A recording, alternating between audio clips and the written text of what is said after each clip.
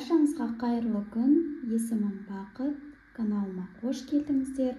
Біз бүгін мынадай жүрекше тоқып үйренетін боламыз. Бұндай жүрекше кез келген тоқыма бұйымына аппликация ретінде қолданса болады, және де декор ретінде пайдаланса болады.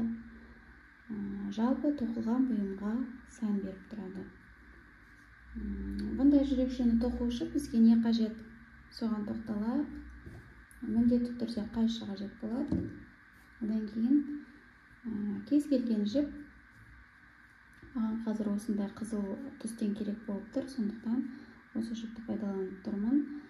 Жалпы жіпке қатысты не қатты жұқада болмау керек, және қатты қалыңда болмау керек, яғни орташа қалыптағы жіп қажет болады, тоқыма жібі қажет болады. Және сонымен қатар ең басты нәрсе ол бізде ілмек. Менің жібімнің қалыңдығына қарай осы 3 нөмірлі ілмек керек. Осымен тоқитын боламыз. Олай болса бастайық. Бірінші жібімізді кішкене тарқатып аламыз. Одан кейін жіптің ұшын өстіп айналдырамыз. Айқастырып аламыз. Айқастырып алдық. Енді осыны былай айналдырамыз. Сонда мынау бізде жұмыс жібі деп аталады, яғни ұзын жалғасы бар жіп. Бұл жіп мынау дөңгелекшенің арт жағында тұрады. Енді ілмегімізді аламыз да дөңгелекшенің ішіне өткізіп, мынау жұмыс жібін ілмекке ілеміз да осы дөңгелекшенің ішінен өткізіп аламыз. Енді қазір бізге воздушный 2 петля тоқу керек. Ол осылай жүзеге асады. Мінекей, біреу, келесі тағы да 1 петля. Осылай 2 петля тоқимыз. Енді келесі іс-әрекет ол бізде столбик с накидом дейді. Яғни ілмегімізге жұмыс жібін ілеміз. Одан кейін оны дөңгелекшенің ішінен өткізіп, оған қайтадан жұмыс жібін арт жағынан өткізіп іліп аламыз. Сонда бізде ілмегімізде 3 петля пайда болады. 1, 2, 3. 3 баған пайда болды. Енді осы ілмекке тағы да мынау тұрған жұмыс жібін іліп, 2 бағаннан өткізіп аламыз. 2 бағаннан өткізген кезде бізде ілмегімізде тағы 2 баған, яғни 2 петля тұр. Ол екеуін тағы да жұмыс жібін өткізіп, осы екеуінен өткізіп аламыз. Бұл бізде столбик с накидом деп аталады. Дәл осындай тағы да 2 баған тоқуымыз керек, яғни 2 рет тоқуымыз керек. Сонда бізде бар жоғы 3 столбик с накидом болу керек. Тағы да көрсетейін, ілмегімізге жұмыс жібін ілеміз, накидпен бұл. Ілдік. Енді ілмекті дөңгелекшенің ішінен өткізіп, оған тағы да артқы жағынан жұмыс жібін іліп, бері өткізіп аламыз. Сонда бізде ілмегімізде 3 баған пайда болды. Енді жұмыс жібін тағы да ілмекке өткізіп, осы 3 бағанның 2 бағанынан өткізіп аламыз. Сонда ілмекте бізде 2 баған қалды. 2 бағаннан тағы да жұмыс жібін өткіземіз. Мінекей. Келесі 3-ші рет.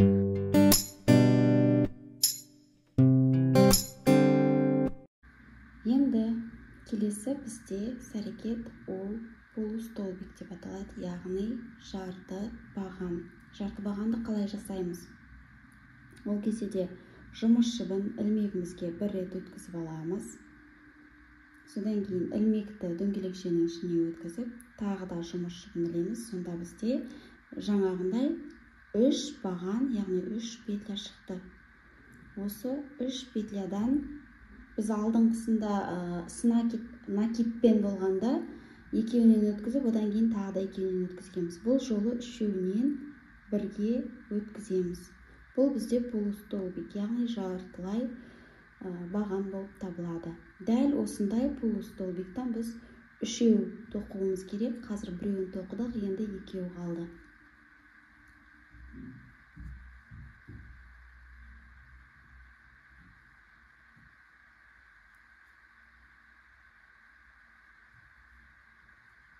мінекей үшіншісі. Өткіздік. Келесі, бұл біздің мынау жүрекшенің сол жағын, мінекей сол жағын тоқыдық, мына жерге дейін келдік. Енді дәл қақ ортасына келдік. Дәл қақ ортасына столбик с накидом тоқимыз. Біреу ғана, бір баған ғана ілдік ilmегімізге. Жұмыс жібін өткізіп аламыз. Екі жіптен өткіздік, келесі екі жіптен өткіземіз. Бұл бізде ортасы болды. Келесі, енді жүрекшенің оң жағын тоқимыз. Оң жағын мынау сол жаққа қарап зеркально тоқимыз. Яғни бірінші 3 полустолбик тоқимыз, жартылай баған, одан кейін барып 3 столбик с накидом тоқитын боламыз.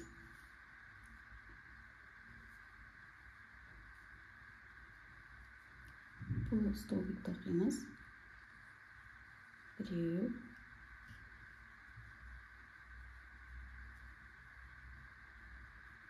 екеу, үшіншісі,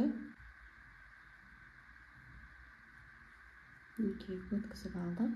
Келесі бізде енді 3 столбик с накидом.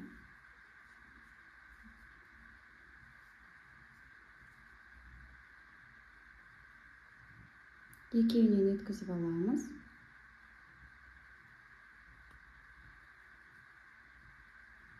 Келесі екеуінен өткіземіз. 1,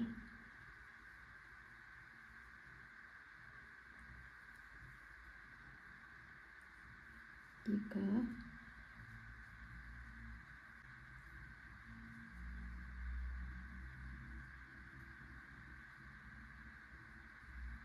мінекей өткізіп алдық. Енді оң жағы да аяқталды. Енді ортасы екеуін қосамыз. Екеуін қалай қосамыз? Тағы да бағанағы басталған сияқты ең басындағыдай 2 воздушный петля тоқимыз. Ауадағы жібе екеу тоқып алдық. Енді ілмегімізді мынау дөңгелекшенің ішіне кіргіземіз да. Жұмыс жібін арт жағынан өткізіп, жұмыс жібін мынау воздушный петляның ішінен өткізіп аламыз. Қажетінше бізге жіпті кесіп аламыз. Шамамен 9-10 см. Қайшымен қиып, енді жіптің ұшын шығарып алдық. Сізде осындай форма шығады. Енді жүрекшенің формасына келтіру үшін бағанағы бізде басталғандағы жіптің ұшы бар емес пе? Соны тартамыз. Мінекей. Сонда сізде осындай жүрекше пайда болады. Қаттырақ тартсамыз әрине. Мінекей. Енді бізде мынау жіпті, бағана жіптің соңы бар ғой, соның ортадағы дөңгелекшеміз уже бізде ойық болып қалды. Содан өткізіп,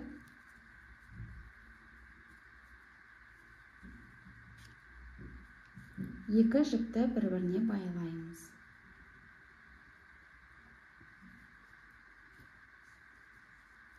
Сонда сізде осындай әдемі жүрекшенің формасында осындай аппликация шығады. Менің көрсеткен әдісім сіздерге ұнаса, каналыма тіркеліп, лайк басып, өз пікірлеріңізді қалдыра кетіңіздер. Назарларыңызға рахмет.